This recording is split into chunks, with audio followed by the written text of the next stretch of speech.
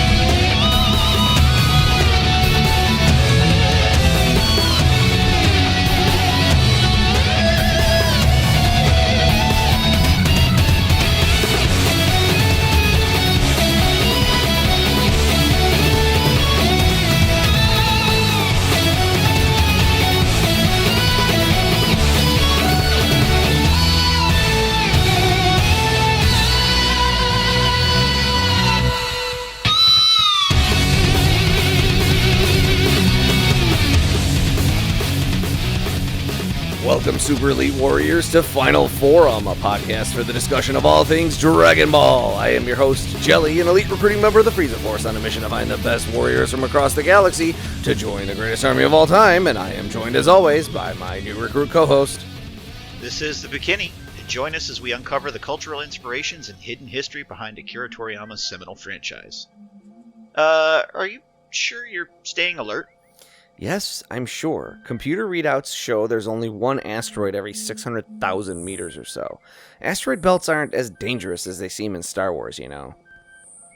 I wish space travel were only as dangerous as we see in Star Wars. I'd be a lot less convinced we were going to die at any second. Would that calm you down?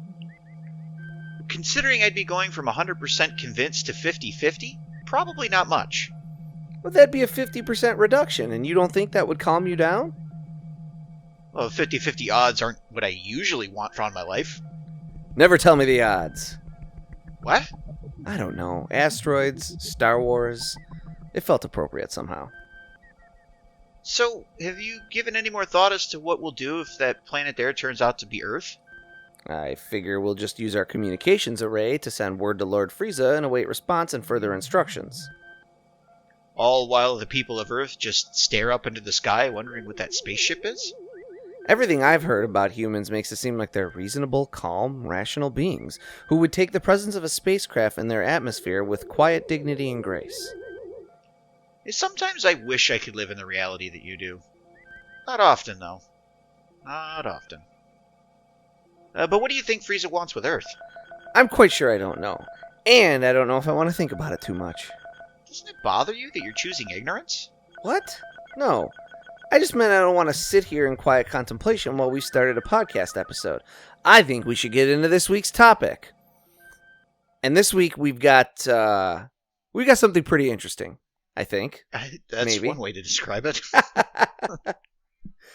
And I want to talk about our notes before we get into discussing the thing itself. Now, I think that might work. Yeah. I will at least say ahead of time, even though I usually just make it like the episode title. I don't get cagey with our episode titles, but we are going to be discussing the Dragon Power novelization. Yes, that is the novelization of the NES game Dragon Power, the NES Dragon Ball game that was ported over and stripped of all of its Dragon Ball references, or at least most of its Dragon Ball references, that we talked about like 2 years ago at this point. Yeah, I think it was something like that. Because it was our first video game review. It was our first. It wasn't our first video game review, but it was our first video game review episode. Yes, because we did the like overhead ColecoVision game or whatever first. Oh yeah, that's right. But it was based on the game Shenron no Nazo. We did talk about it, so go back and listen to our. I think it's like called Early Dragon Ball Video Games, and it's the older, because we have a second Dragon Ball Video Games one. But we've done this in the past for our video games, and it worked. So this is video game adjacent. So let's try doing what little notes we have first, and then get into the thing. Yeah. At the very, very beginning of this book, so if you are interested in reading this book, you can purchase it for, I think, 99 cents on Yeah. Kindle. Or if you have Kindle Unlimited, it's free to read as part of your Kindle Unlimited subscription. So you get it on your Kindle, and Kindle does this thing that it thinks is convenient for people where it opens you up onto the first page of like the book proper, I guess you would say. Yeah. I always scroll back to the title page just to see if there's like a table of contents or anything like that. This book, on its very, very first page, well, I guess the second page because it's after the cover. There's a note that says it was inspired by the Worlds of Power book series. I had never heard of that before. Had you? Nope. So I think that's interesting because we were kind of in the age group that this series was targeted towards. But I guess we were like in the age group at the time, but I guess I was probably reading Goosebumps books. Yeah, same for me. And it's possible, because I don't ever remember seeing these, really. It's possible my mom might have thought these were like, or even maybe I did, thought these were like video game strategy guides and not novels. I straight up have never heard of any of these books. Neither had I. Anyway, in the early 1990s, author and entrepreneur Seth Godin was talking with his young nephew and realized that the kid did not read for pleasure. And according to the child, neither did any of his friends. Godin asked what they did instead, and the boy said they liked video games, the NES being particularly popular at that time. Wanting to get children into reading after that conversation, Godin came up with the idea of turning kids' favorite games into novels. He was already head of a book packaging company, so he was able to take this idea with like the blessings of the book packaging company being like, yeah, we'll bind them for you if you can get the rights and written and everything. And he pitched it to Nintendo with a selection of their games proposed as the first round of books to adapt. Nintendo said no. Shocking.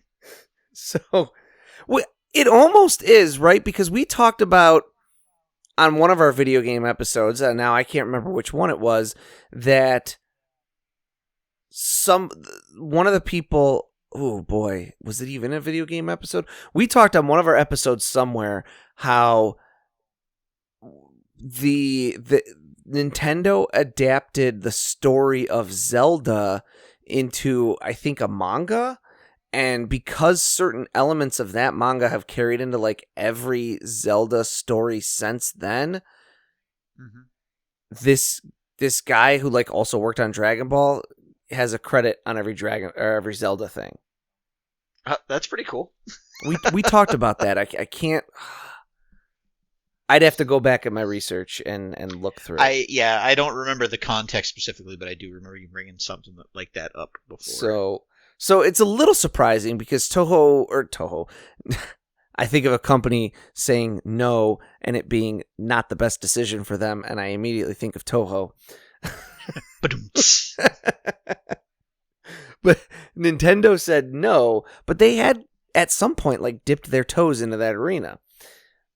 Anyways, Godin takes the idea to third-party game companies like Capcom, Tecmo, Sunsoft, I think a couple others, and they came to an agreement. They then worked with writers and Scholastic Books and got the project rolling. Now, the video game companies did not assist Godin or his team in any way aside from providing the licenses as they were too busy. Godin set the production schedule, the games, selected the authors, and then set about making a 40 or so page Bible for every game to help authors with plot elements, characters, level layouts, and other important pieces of information that they may need to craft their stories, while staying true to Godin's vision. In order to create these Bibles, Godin and his team would play the games, foregoing strategy guides in order to reverse engineer the stories. Godin said this was the most frustrating part of the experience, as playing some of the games, and for the lengths of time they had to in order to play them through and get a feel for them, enough to create a story Bible, would give him headaches. They wanted the books to be accessible to children, so they removed as much of the violence and killing as they could, even making serious changes to the stories in some cases, such as revealing at the end of Ninja Gaiden that Ryu's father did not die, or that the Blaster Master monsters are just holographic projections. In the Metal Gear adaptation, Solid Snake has his arsenal of weapons, but only ever pistol whips enemies into unconsciousness. Much of this was a requirement from Scholastic Books, who even asked for references to witchcraft be removed, which is an ironic bit of censorship, as Scholastic would ultimately be the ones who published the Harry Potter books in the United States. Yeah, and it also, if you look up the covers to the Worlds of Power books, you just look up, just Google Worlds of Power books, they all have, the violent things removed from them. Now, specifically, the one that immediately springs to mind that I can picture is the cover. One of the games was Mega Man 2, and the cover of Mega Man 2 in the Worlds of Power book takes the gun out of Mega Man's hand, and so he is just pointing at Quickman and giving him a verbal beatdown. Yeah, I think Metal Gear does that too. On the cover of Metal Gear, Snake has a gun in his hands, and now he's just holding his hands in what looks like could be very fertile ground for Photoshoppers to throw some male body parts into his hands. What? Random Photoshoppers on the internet would never do that and then send me the pictures as proof. Same with Ninja Gaiden. He's I think on the cover of the game carrying a blade or a sword in one hand, and that's been airbrushed out. So they went pretty far with trying to make these very as kid friendly as they could. But the team then accredited all the books for indexing purposes to Godin's pen name FX9. Godin said he chose this pen name deliberately, as NINE would sit close on the shelves to NINT, and kids looking for Nintendo might come across these books. In this team's mind, it was ultimately a success, as the books sold over 1 million copies, and Godin looked back on the project thinking the success outweighed the drawbacks, and commenting that kids who may have never reached out and read a book for fun discovered the joy of reading as a possibility, and that was his goal. Nice. Peter Larangis was one of the prominent writers on this series, having written 4 of the 10 published books: Blaster Master, Ninja Gaiden, Infiltrator, and Bases Loaded 2, the second season. I know what you're thinking. How do you make a novelization of a baseball game?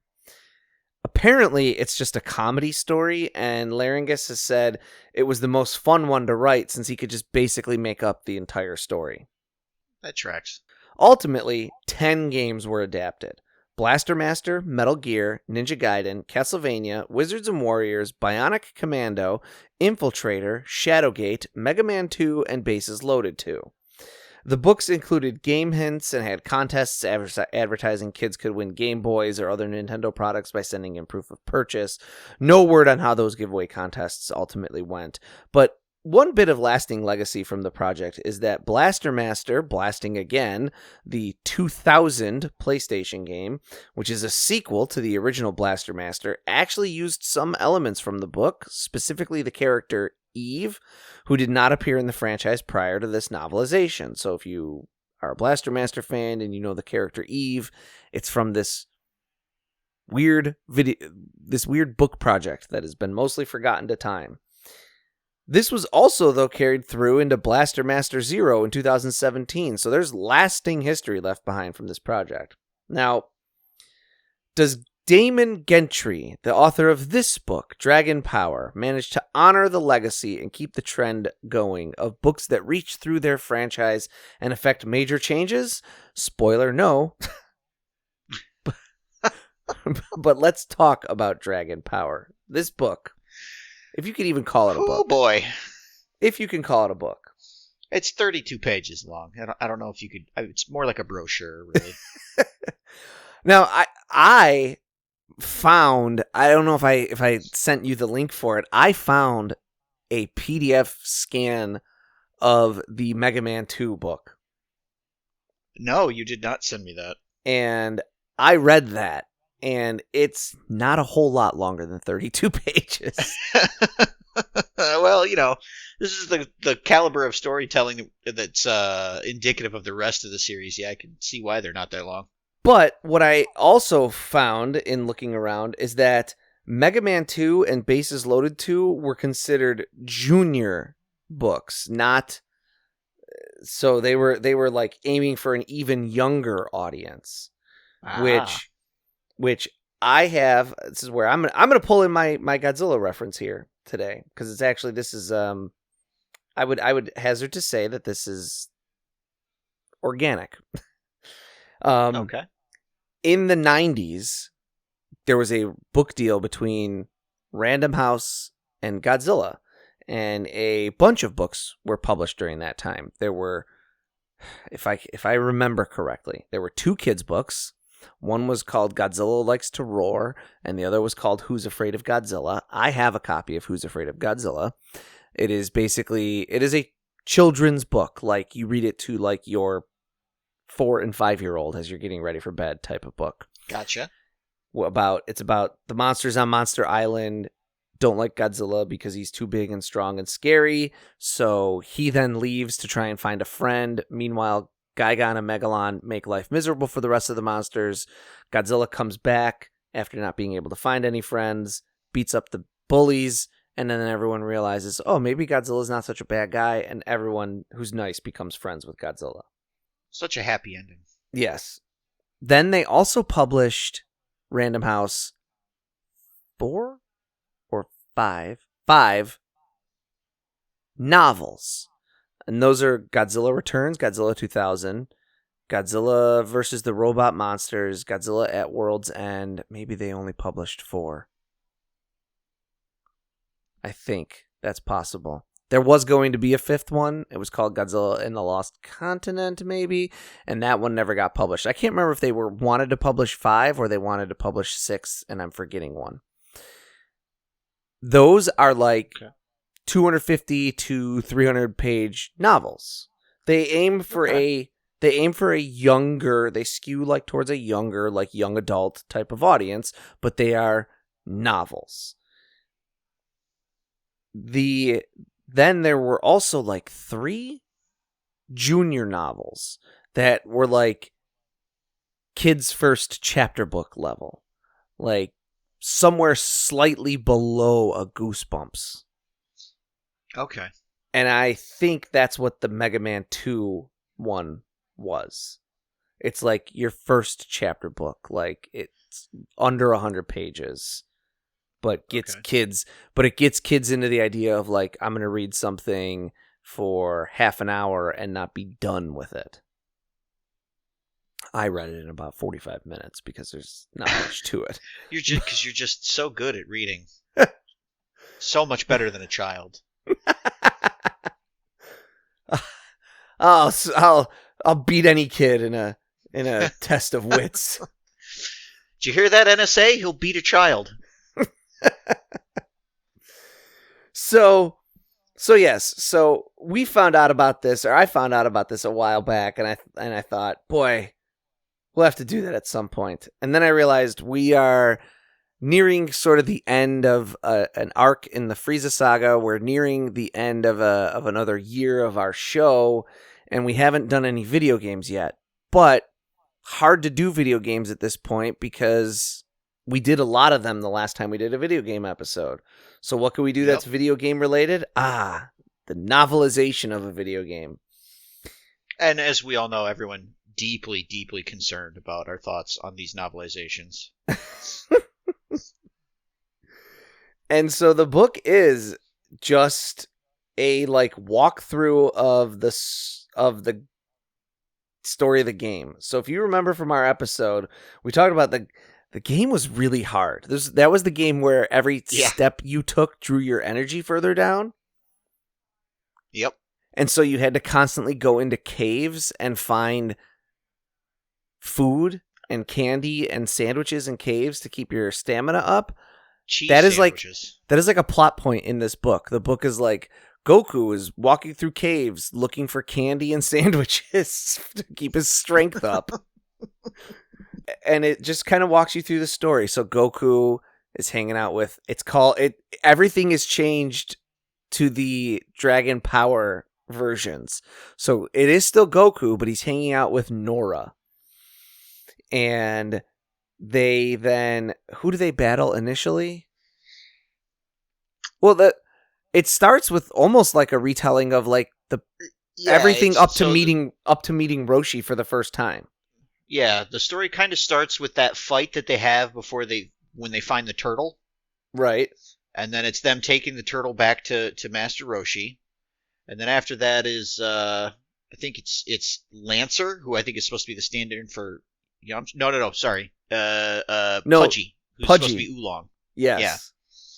So there's like this weird, like, and these are all like weird Funhouse mirror like retellings of this stuff from Dragon Ball. So that's the other fun thing about this is it is absolutely not like how it is in Dragon Ball. It's completely different. It's also not like how it is in Dragon Power. It makes it seem a lot more fun.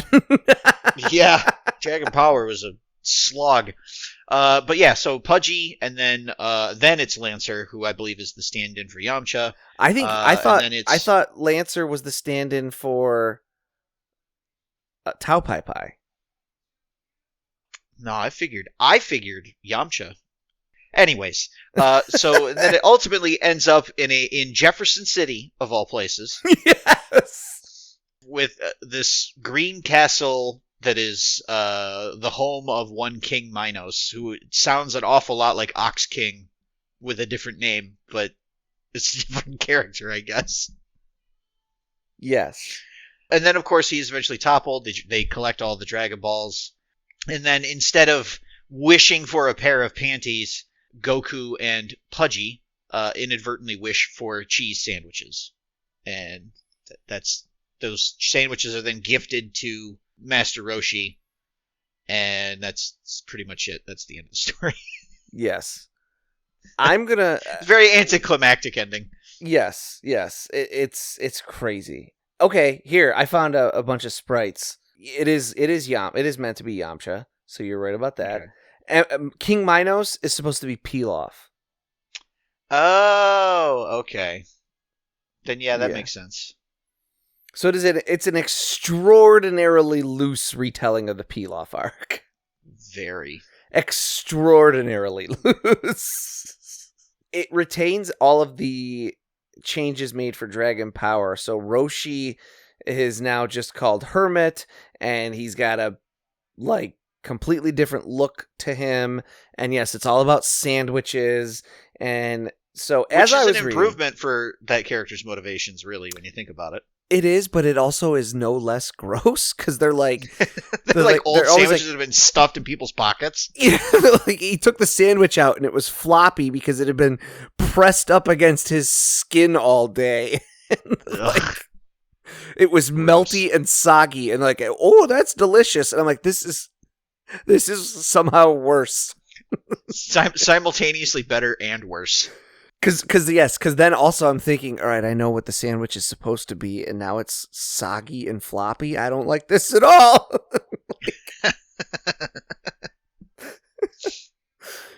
I started dying laughing on the first page. And I want to read you the quote that got me. I think I know which one it is. Go for it. Quote, "He leapt into kung fu action, what he was best at.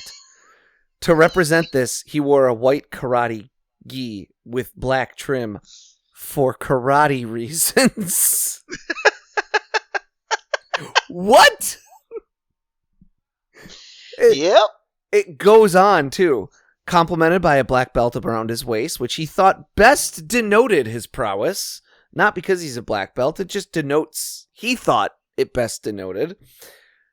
Occasionally, someone would point out to him that karate is a Japanese martial art and kung fu is a broad term for many Chinese disciplines.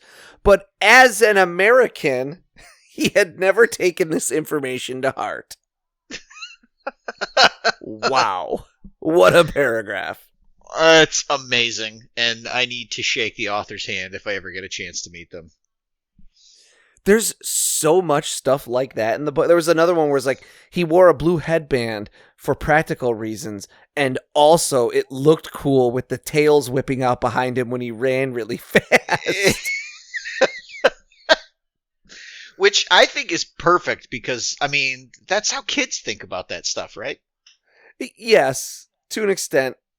But it's weird how much this book feels like it was written by a child, and I don't... Well, I mean, I made the joke when we were talking about it that like, it felt like AI, even though we know that it probably wasn't. Right. More than likely, we'll say was not, because this book was published in 2021 when AI was in its absolute infancy, and I genuinely don't think an AI would have been able to string together a plot as... I'll say coherent. It's not like it's an incoherent plot. It's just like not well written. I mean, I definitely got the feel of like this is phoned in. You know, there's more. I'm just gonna here and there read awesome quotes from this. Yeah, please. They're all winners. His thoughts returned to the present as a stout little blue-headed thief shambled toward him with determination to commit thievery upon its victim. Now, that was one that got me in the moment, but at the same time, now I'm thinking of the Worlds of Power books went out of their way to dumb down the violence, and I'm thinking, oh, a thief committing thievery as opposed to, like, wanting to beat him up or something, you know? Yeah, like a mugging. But then later, I wonder if I have the quote, hang on. If I do and I come across it, I'll read it, but later on, he talks about how Goku beats the ever-loving crap out of Lancer, then like presses his heel to his forehead and says like, submit to me now or something. And it's like, whoa, this got really dark really fast. Right? That doesn't feel very child appropriate. These mountains were full of caves and secrets, although most of the secrets were just more caves. Wow. Oh, did you catch that Goku was the best student in his local Shaolin temple at the strip mall? Yes, I saw that. Just another one completely taken out of context, but Goku pulled out his magic pole and winked at Nora.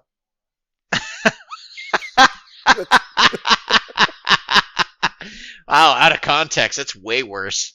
Then there's standing on a cloud looked really cool. She desperately wanted in on that. She walked up to the hermit and made her demand. I want it too. Okay, he shrugged. Give me your sandwich. Nora didn't ask how the old man knew she had a triangular cut cheese sandwich, but in fact, she had 6. And then later, she had given him 6 warm cheese sandwiches after all. A mighty cheese haul. Amazing. Just insane. Just my current conspiracy theory is that Damon Gentry is actually Quan Millz. Quan Millz. Are you familiar with Quan Millz and his work? Is he okay? I'm about to be. Is he like the Black Chuck Tingle? Yeah. Okay. I don't know who precedes who in the Chuck Tingle Quan Millz realm, because I think of Quan Millz as the Black Chuck Tingle. I mean, I've never heard of Chuck Tingle, so you may be right. Oh, you've never heard of Chuck Tingle? So no, never heard of him. Quan Millz is the author of such bestsellers as Tax Season Thoughts, My Baby Mama is a Loser, Pastors Eat Me Too. Oh no. And now I'm looking at Chuck Tingle stuff. And Chuck Tingle is the author of such bestsellers as Pounded in the Butt by My Own Butt and Space Raptor Butt Invasion. And this is amazing. He is, I think he came first. I think Chuck Tingle came first. He's also got one titled Not Pounded by Anything, which is and that's okay. Incredible that he's playing against type here. That's great. Yes, he's also the author of the Harry Porber series. Harry Potter. Oh no. He's also the author of This Pumpkin Spice Latte Gets Me Off in a Fun and Sincere Way because it's okay for people to enjoy popular things without being shamed for the perceived basedness of their beverage choices. Based. So yes. So yes, Quan Millz would be the Black Chuck Tingle. Okay. So yes, there's definitely a lot of that. And then there's also like I mentioned, there's these weird sudden glimpses into what the world building of Dragon Power that is a terrifying world, frankly. Weird, both terrifying and somehow more optimistic than the one we currently live in, but there's, quote, Nora wanted a snack, so she decided to look for some cave sandwiches. She walked into a small cave with Pudgy in tow. There were a few tiny capsules that Goku had not opened in his violent rampage. She didn't feel bad taking advantage of capsule resources because she diligently paid her taxes. This federal government initiative helped the homeless living out in the wilderness of America. So, in the world of Dragon Power, the federal government has not necessarily done anything about homelessness, but they have left capsuled sandwiches all over the world so that nobody goes hungry. I mean, I guess it makes sense. At least you're doing something about making sure people don't starve. And then there's a moment later, I see if I can find it again, where I may not have copied it. Oh, right here. Nora thought, okay, so previously she's like, the sandwiches help the homeless people and they help them eat. And it seems like you're no longer demonizing homelessness, right? Mm-hmm. Then a little bit later in this book, Nora thought this rabbit looked like a lousy street magician or a homeless theater major. And she found herself without compassion. I think it has more to do with the theater major than the homelessness. Oh. Another great line, she said, where, again, knowing what the sandwich is supposed to be and just taking things out of context, she started munching on her sandwich. Where was she keeping it? Don't worry about it. Well, apparently it just makes it more delicious, so I shouldn't worry about it. Learning more about Nora's history here, again. It was always good to credit accomplishments to the team. She couldn't remember exactly why that was, though. She had learned it in a management seminar while working at a call center a while back. She was pretty sure the call center was a multi-level marketing business. Yeah, it's usually what it is. Oh, also, this part was crazy. So Lancer was just the type of guy to recklessly throw M80s from a hoverboard, even though civilian use of Class C fireworks requires a federal license. But the vital Child Protection Act of 1966 didn't stop jerks like him. And then, did you notice at the end of the book? There's a citation for what fireworks laws they referenced for that information? Yes.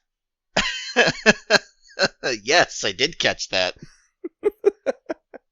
Also, I think this might actually be like an alternate universe where Bulma's family company was actually seized by the government to create the capsules to help feed the homeless. Oh. And that's why she ended up working at a call center. Okay. Because she didn't have family money anymore. There's just like little fun, like occasionally a green robot would come out looking for a fight and Goku had to kung fu it. And there's stuff like that all the time. Like Goku has to, he did his kung fu on it and then it was gone. Like, again, I only read one of these other books, the Mega Man 2 one, but it had like stuff like that in it too, where it'd be like Mega Man fought Bubble Man, and in a matter of time there were nothing but bubble vapors left, and you're like, whoa, what? Yeah, like what happened between those 2 points? Yeah.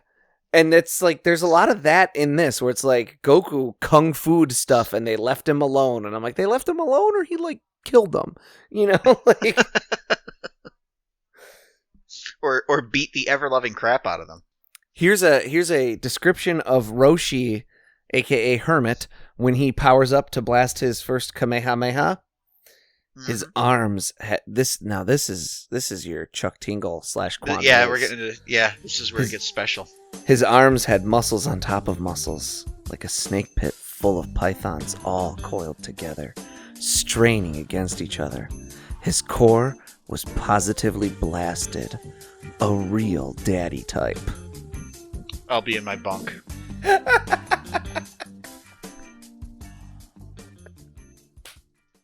Incredible. Who is that written for? If you were trying to maintain this illusion that this is written for children, you blew it. No, but it's just like those scenes in action movies where like the hero is shirtless and like kind of greasy and oiled up and shiny. Like that's all it is. It's not gay, right? That's not gay. Right? It's just like when those big beefy men roll all over each other, and I really like it for some reason. Listen, just because I have an affinity for Greco-Roman wrestling. Oh, I love latent 80s homoeroticism.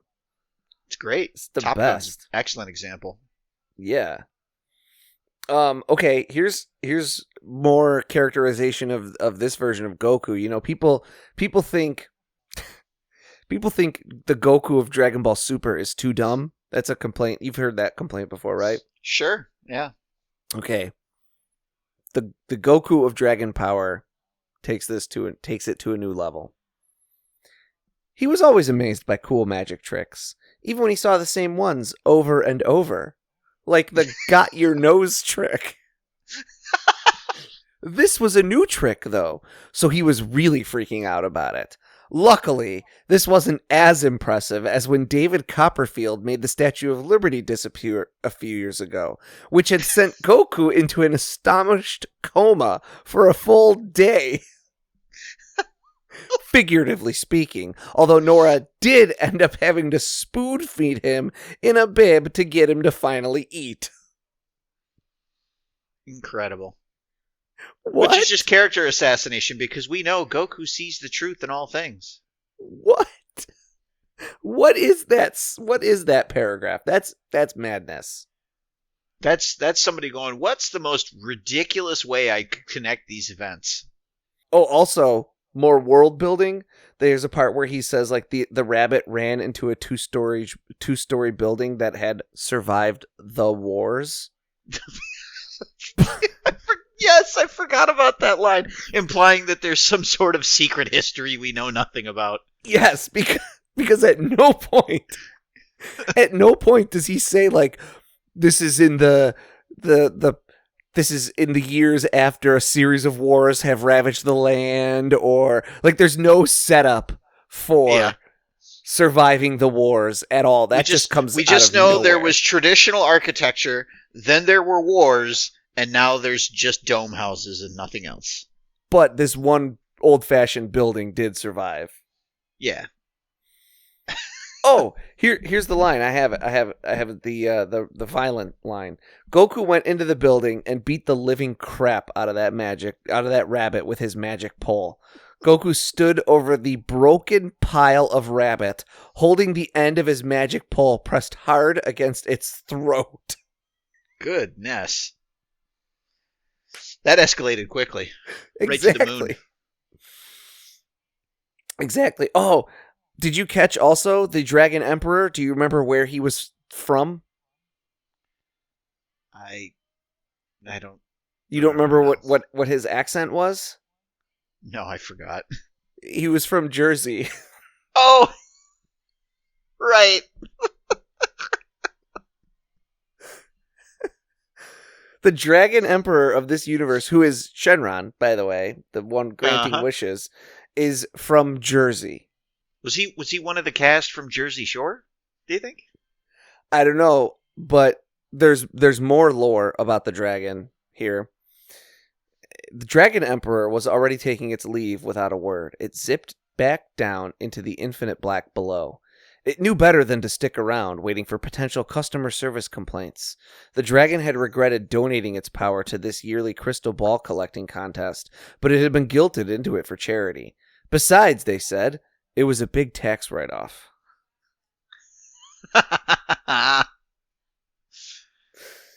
Shenron is a billionaire, confirmed.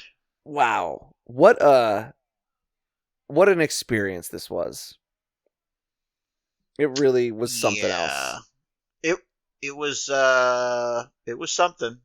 I do like, if you find these, I do recommend reading them because they're only like 30 pages a pop, and you're gonna read some wild stuff. Like, it's worth the time you're gonna invest in reading it. Yeah, if you get a chance to read this, I would recommend it. I know I spoiled some of the lines and we spoiled some of it, but yes, there's still so much in there that we haven't talked about. It'll take you 40 minutes, maybe less, to read through the whole thing, and it's hilarious. And I wish I had a better bead on exactly how to interpret this in terms of, did the author think, oh, I am just crushing this? I hope so. This is so good, you guys. Or did he think, oh, I'm doing a really good job of capturing the spirit of these books and how crazy they were? Because like I said, I only read one, and it had quite a few things in it that I was like, that's a little off. You know, and was he thinking like, oh, I'm doing a great job of capturing just how bizarre these books would get sometimes? Yeah. Or was he just like, oh, this sucks, ha ha ha? Like, it's one of those three. I hope it's not the last one. I'm hoping it's more, it's a nod to like the other books, and like a realization that like it's borderline satire. Because I read the Mega Man 2 one, and I would prefer for it to be the very first option that we love, like someone who's just like, oh, this is so good. You guys have no idea. Everyone will be in awe of my skill when I publish this bad boy. My literary genius will be held by all. But I read the Mega Man 2 one, and there's like, for no reason, well, I guess maybe to slightly amp up the drama, Mega Man gets turned into a human early on. Okay.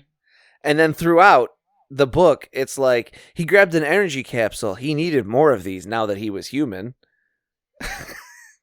Like, just randomly making him a person. All right. Well, that's cool. So like, that was like the wildest, like, out of nowhere. I was like, Mega Man's not a human, you know? Like, yeah. But that's like such a wild thing to have. And so I only read the Mega Man 2 one. I would genuinely be curious to read some of these other ones. The one I'm most curious about, because it's the one that I wonder if it influenced this book the most, is the Bases Loaded 2 one. Where it's said it's just a comedy thing. Like, is Bases Loaded 2 because like guys hit home runs constantly in like, in an NES game, you can hit like 55 home runs in a game of baseball, you know? Yeah.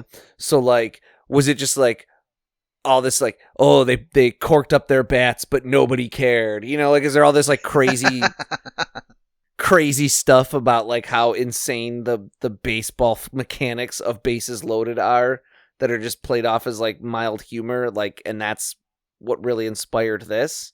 So I'd be curious to read that one. And then I heard like the Blaster Master and Ninja Gaiden ones are like the ones that were most well received actually by people.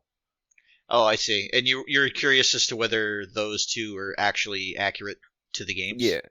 And I think Blaster Master is like you can download an EPUB version of that one from somewhere. So these books are out there waiting to be rediscovered, is what we're saying. Well, I'm gonna have to go look for them then, because if there's more of this out there, I'm gonna have to go find it. I'll try and link you to the Mega Man 2 one. Sure. Like I said, it was just a PDF, so it was like a scan of the book, so it wasn't the best visually to be looking at, but it is readable though. It was readable. If we ever get a Patreon, absolutely one of the things that is going to be a Patreon exclusive is going to be a complete audiobook version of Dragon Power, the novelization. Yes. I want to hit these numbers now just so that we can do that. I don't care about having a good podcast. I just want to do this. Like that'd be something. But yeah, that's the Dragon Power video game novelization. It's quite bad, frankly, but again, it's 32 pages and it's like a fun type of bad. Then yeah, so bad it goes all the way back around to being good again. Yes, it is. So far we have looked at 2 unofficial Dragon Ball things. With the Dragon Power video game novelization, that's like completely unofficial, and Dragon Ball Fight Son Goku, Win Son Goku, which was also a masterpiece. And I do not even slightly regret either one. Are we slowly coming to the realization that anything that's not official Dragon Ball is actually the best version? All the bootleg stuff is the best stuff. I mean, there's some of the bootleg merch that I've posted on Blue Sky. People are like, I'm not kidding, I would buy that. Yeah. Yeah. like the backpack that has Piccolo on it that says Shrek 2.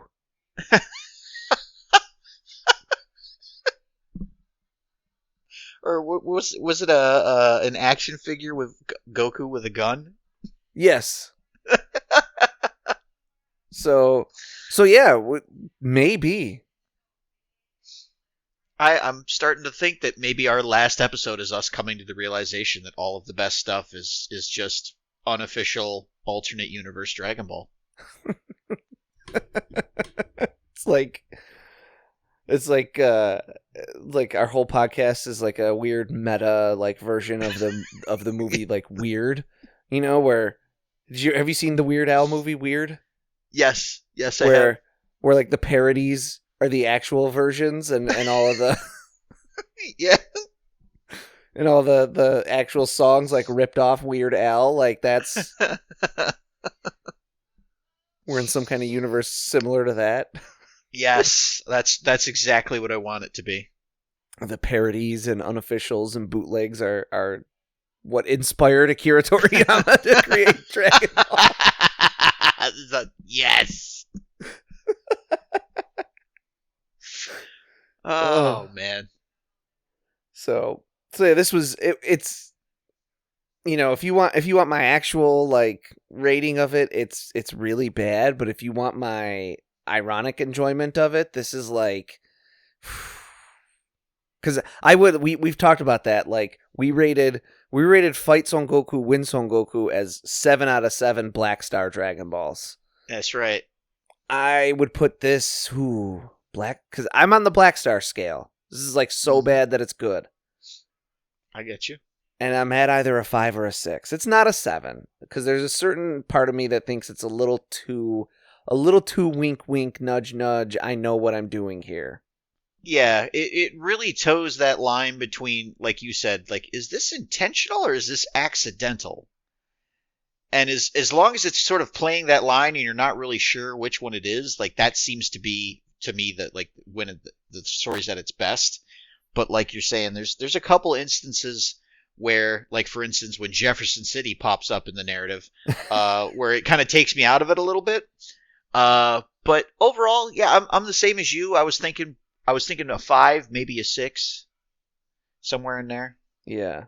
On the Black Star scale, again. Yes, exactly. If we're on the regular Dragon Ball scale, this is like a 1. Like this doesn't even reach the regular scale. Yeah, it is not good writing. Let's just put it that. It's not, but it ends up becoming something more than the sum of its parts. Yes, you bust out your Dragon radar on this one though.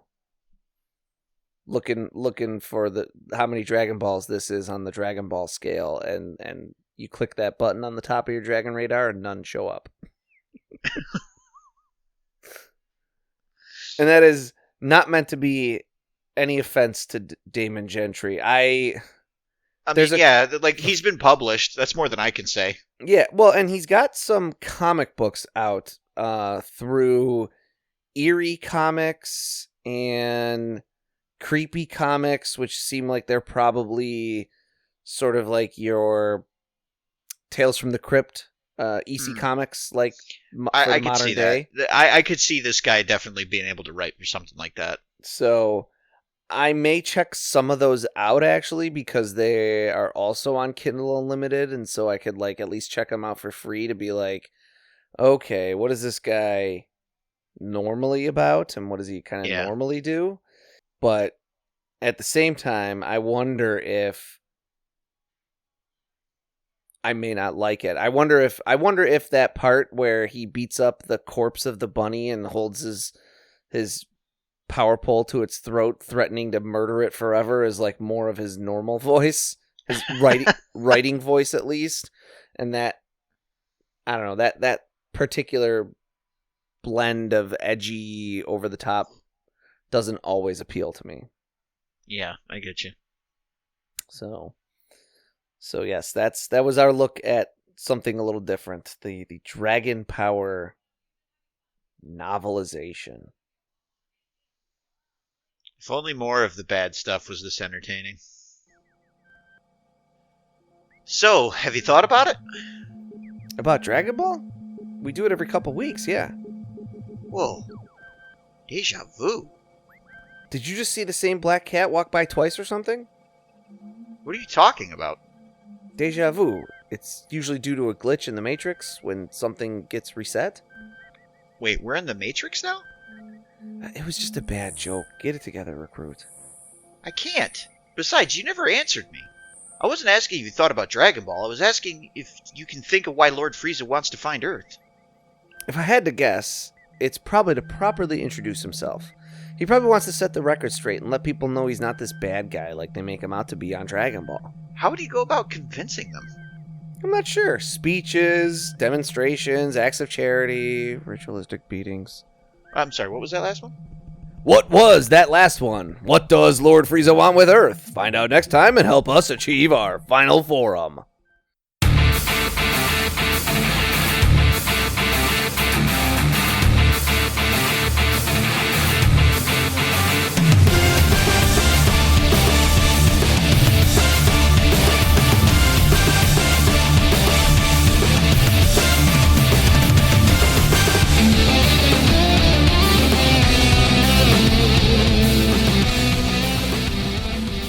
Final Form is written and produced by Tom Gwelly.